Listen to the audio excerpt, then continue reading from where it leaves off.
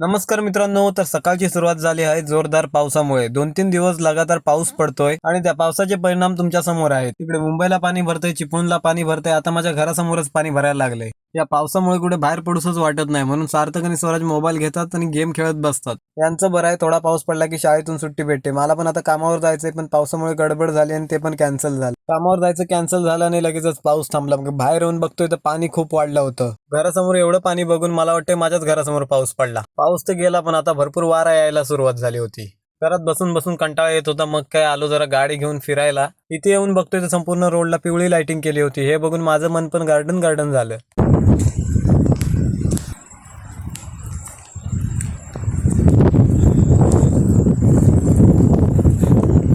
तिथून घरी येऊन मी निघालो शृंगार तळीला. पण आज माझ्या दाताची अपॉइंटमेंट होती, कारण की तुमच्या भाईचा दात खराब झालाय. खराब झालेला दात दाखवून झाल्याच्या नंतर मी येऊन गाडीत बसलो आणि मला जायचं होतं घरी, पण घरी जाताना बघतोय तर पूर्ण रोडच ब्लॉक झाला होता.